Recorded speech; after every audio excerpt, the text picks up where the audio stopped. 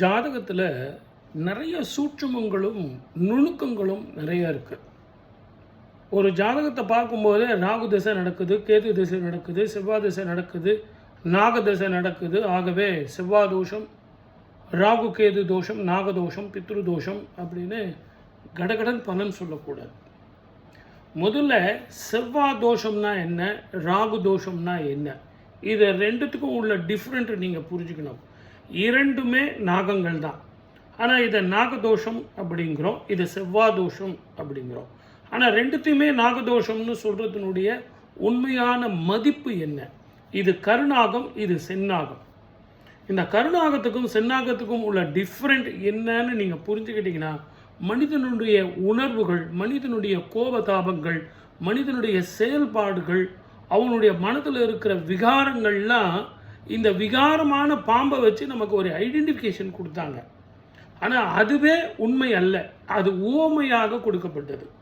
ஒரு எக்ஸாம்பிளாக கொடுத்துருக்காங்க, கருநாகம் செந்நாகம் அப்படின்னு. அதனால தான் உங்களுக்கு ராகுவனுடைய தாக்கம் வேறு. கெடுத்து கொடுப்பானா கொடுத்து கெடுப்பானா அப்படிங்கிறது இந்த ராகு மகாதிசையில் நம்ம பார்க்கணும். அவனுடைய காலகட்டத்தில் பணம் கொடுத்தானா அதை அனுபவிக்க முடியுமா, அந்த செல்வம் கடைசி வரைக்கும் நிரந்தரமாக இருக்குமா அப்படிங்கிறத பார்க்கணும். மென்டல் ஸ்ட்ரெஸ்ஸு, ஸ்கின் சம்பந்தமான பிரச்சனைகள், மனோபயம், மனோக்கிலேச்சம், வேற்று மொழி இனத்தவர்களால் பிரச்சனை, அவர்களால் தான் லாபம், ஊர் விட்டு ஊர் போகிறது, நாடு விட்டு நாடு போகிறது, தனி மரமாக ஐசோலேட் ஆகணும் அப்படிங்கிறது இந்த ராகுவனுடைய தாக்கம். ஆனால் இந்த செவ்வாயினுடைய தாக்கம் என்ன? மங்களத்தை தருவான், சௌகரியத்தை தருவான், நிறைய பணம் பட்டம் பதவிகள் தருவான். இருந்தாலும் ஒரு பிரின்சிபல், ஒரு பங்க்சுவல், ஒரு நேரம் தவறாமை, தர்மத்தை விடாமை, கோபம், முன்கோபம், இதனால வாழ்க்கைகள் பாதிக்கப்படும். அப்ப இந்த இரண்டு பாம்புகளுக்கும் கருநாகம் செந்நாகத்துக்கும் உள்ள வித்தியாசம், அந்த நாகத்தினுடைய குணங்கள் தெரிந்தால் மனிதனுக்கு அப்படிப்பட்ட காலகட்டங்களில் அவனுக்கு இப்படி குணங்கள் இருக்கும் அப்படின்னு அந்த விகாரத்தை நமக்கு ஓமை ரீதியாக சொல்லி கொடுத்தாங்க. அதனால தான் குடும்ப வாக்கு தனஸ்தானத்தில் 2ஆம் இடத்துல ராகு இருந்தால் அவன் மட்டுமே இருக்கிறது இல்லை, 8ஆம் இடத்துல போய் கேது இருப்பார். கரெக்டாக 7ஆம் இடம் ராகு கேதுன்னு சொல்லக்கூடிய இவங்க மாறி மாறி இருப்பாங்க. தலை என்பது ராகு, வால் என்பது கேது. ஆனால் இங்கே செவ்வாய்க்கு ஒரே தலை ஒரே வால், முழு நாகமாக இருப்பார். அதனுடைய கோபதாபங்கள்லாம் நமக்கு எப்படி இருக்கும்? திருமண வாழ்க்கையில் இந்த செவ்வாயை மட்டும் குறித்தவங்க ராகு கேதுன்னு 2 கிரகங்களை குறிச்சாங்க. இது எதற்காக, அது எதற்காகன்னு நம்ம பார்க்கணும். செவ்வாய் தோஷம் குரு பார்த்தால் இல்லை அப்படின்னு செவ்வாயினுடைய ஆதிக்கத்தையும் உச்சம் நீச்சம் அப்படின்னு முடிச்சிட்டாங்க. ஆனால் ராகுவுக்கு குரு பார்வை இருந்தா கூட அதே குரு பார்வை கேதுவுக்கு இருக்குமா அப்படிங்கிறது நம்ம யோசிக்கணும். அந்த நாகத்தை 2ஆக பிரித்தார்கள், இந்த நாகத்தை ஒன்றாக வைத்து குரு பார்வை சொல்லி அந்த நாக தோஷத்தை தீர்த்துட்டாங்க. அப்ப நீங்க நல்லா புரிஞ்சுங்க, ராக போல கொடுப்பார் இல்லை, கேத போல கெடுப்பார் இல்லை. ஒரு பிளஸ்ன்னு இருந்தா ஒரு மைனஸ்ன்னு ஒன்று இருக்கும். ஆகவே என் அன்பு நேயர்களே, இந்த ஜோதிடத்தை மட்டும் பார்க்கும்போது ராகு கேதுக்குள்ள கிரகங்கள் இருக்கும்போது அதே மாதிரி பொண்ணு வேணும், அதே மாதிரி பையன் வேணும்னு நம்ம எதிர்பார்க்கறது வேணா ஜோதிட ரீதியாக நிறைய பேர் சொல்லுவாங்க. ஆனால் இது எப்படி செயல்பாட்டுக்கு ஒத்து வரும்? ஆகவே குரு இருக்கா, குரு பார்க்கிறாரா, ராகுவை பார்க்கிறாரா, கேதுவை பார்க்கிறாரா, செவ்வாயை பார்க்கிறாரா, ராகு கேதுவோட செவ்வாய் சேர்ந்து இருக்கா? நல்லா புரிஞ்சுங்க. ஒரு சில ஜாதகத்தோட ராகுவும் செவ்வாயும் சேர்ந்து இருக்கும், குருவோட செவ்வாய் சேர்ந்து இருக்கும். ஆகவே என் அன்பு நேயர்களை புரிந்து கொள்ளுங்கள், உங்கள் ஜாதகத்தில் இப்படிப்பட்ட கிரகங்கள் எல்லாம் இருந்தால் அது எதை எதை பாதிக்கும் அப்படின்னு ஒவ்வொன்றுத்துக்கும் ஒரு காரணம் சொல்லியிருக்கு, நிறைய காரணங்கள். நான் இந்த 5 நிமிஷம் 10 நிமிஷத்துலேயே உங்களுக்கு புரிய வைக்க முடியுமானா ஒரு 2-3 ஸ்பூன் தான் தர முடியும். ராகு திசை ஒரு மனிதனுக்கு எப்படிப்பட்ட வாழ்க்கையில் வருது, இளமையிலையா, நடுவயதிலையா, முதுமையிலையான்னு தெரியணும். அதே மாதிரி தான் செவ்வாய் கூட திருமண வாழ்க்கை நேரத்தில் வருதா, படிப்பில் வருதா, வீடு கட்டும்போது வருதான்னு. நீங்கள் ஜாதகத்தில் ஒரு ரகசியம் ஒன்று சொல்லித்தரேன். செவ்வாய் திசை முடிஞ்ச பிறகு, சென்னாகம் முடிஞ்ச பிறகு கருணாகமான ராகுவினுடைய திசை ஆரம்பம்.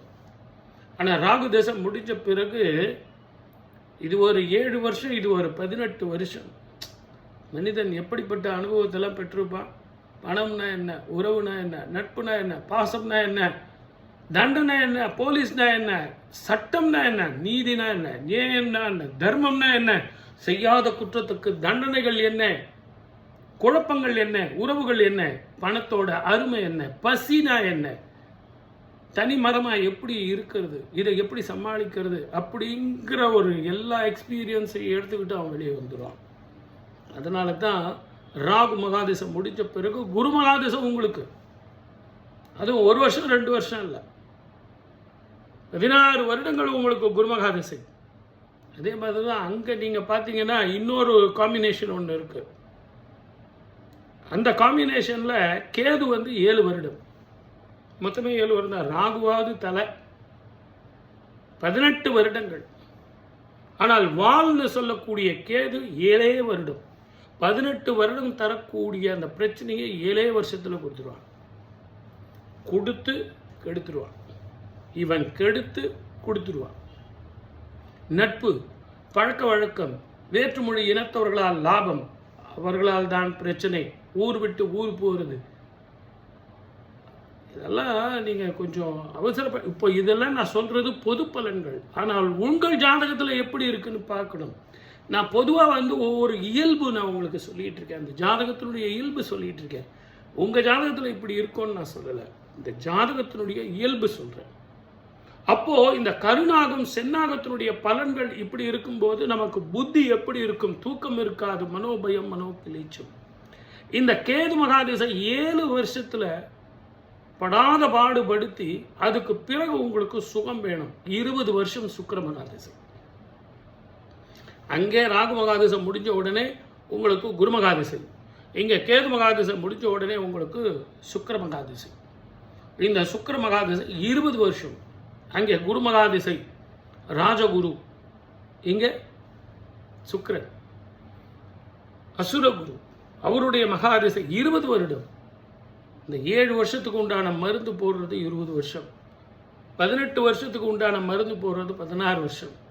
ஜோதிடத்தில் நிறைய இருக்குது. அவசரப்பட்டு கடகடான்னு முடிவு சொல்லிட்டு போகக்கூடாது. ஏன்னா ஒரு ட்ரைனிங் முடிஞ்சு ஒரு ஐஏஎஸில் நீங்கள் போகும்போது அந்த ட்ரைனிங் முடிஞ்ச பிறகு தான் அந்த பொசிஷன், அந்த ஆஃபீஸர் ஐஏஎஸ் ஆஃபீஸர்னு கொடுக்குறாங்க. அந்த மாதிரி தான் இந்த கருணாகமும் சென்னாகமும் ஏற்படக்கூடிய அனுபவங்களுக்கு பிறகு பணம், பட்டம், பதவி, அழகு, புத்திசாலித்தனம், அறிவு, நல்ல மனைவி, நல்ல குழந்தைகள், சத்சந்தானம், சொத்து, சுகம், இது எல்லாம் சேரும். அன்னைக்கு உங்களுக்கு அயோக்கியத்தனம், பேமானித்தனம் உள்ளவங்கெல்லாம் வந்தாங்க, நோய் நொடி வந்தது அப்படின்னா அதை எதிர்கொள்ளக்கூடிய மனோதைரியமும் அதை சாதுரியமாக சமாளிக்கக்கூடிய மனோதைரியத்தையும் அந்த ட்ரைனிங் பீரியட் உங்களுக்கு தருது. இதை தான் நீங்கள் புரிஞ்சுக்கணும். என் அன்பு நேயர்களே, இதை நீங்கள் புரிஞ்சுக்கணுங்கிறதுக்காக தான் இந்த நிகழ்ச்சி நான் சொன்னேன். கருணாகம் சென்னாகம்ங்கிறதுலாம் கேள்வியே இல்லை. அது முதல்ல செவ்வாய் சென்னாகமா ராகு கருணாகமாங்கிற கொஸ்டினை போகிறத விட அது எந்த நாகமாக இருந்துட்டு போனாலும் சரி அதனுடைய பலன் நமக்கு எப்படி இருக்கும், அதில் டிரைவ் பண்ணுற ஆன்சர் நமக்கு எப்படி இருக்கும்னு நீங்கள் புரிஞ்சுக்கிறதுக்காக தான் இந்த நிகழ்ச்சி. ஆகவே கருணாகமாக இருந்தாலும் சரி சென்னாகமாக இருந்தாலும் சரி இறைவனை வழிபடுவோம், தானங்களும் தர்மங்களும் செய்வோம், மூதாதையர்களுக்கு தர்ப்பணம் கொடுப்போம், குலதெய்வ வழிபாடு செய்வோம், எளிமையான சின்ன சின்ன பரிகாரங்கள் செய்வோம், வாழ்க்கையில் வெற்றி பெறுவோம். சப்ஸ்கிரைப் பண்ணிட்டீங்களா? ஷேர் பண்ணுங்கள், கமெண்ட் பண்ணுங்கள். தயவு செஞ்சு உங்கள் நண்பர்கள் உறவினர்கள் எல்லாருக்கும் இந்த வீடியோவை அனுப்புங்க. காலையில் சாயந்தரம் காலையில் உங்களுக்கு ஒரு ஷார்ட்ஸ் போடுறேன், ஈவினிங் ஒரு வீடியோ போடுறேன், கண்டினியூஸாக வரும். இது எல்லாமே வாழ்க்கையில் நிறைய தெரிஞ்சுக்க வேண்டிய விஷயங்களை நான் உங்களோட ஷேர் பண்ணிக்கிறேன். நன்றி, வணக்கம்.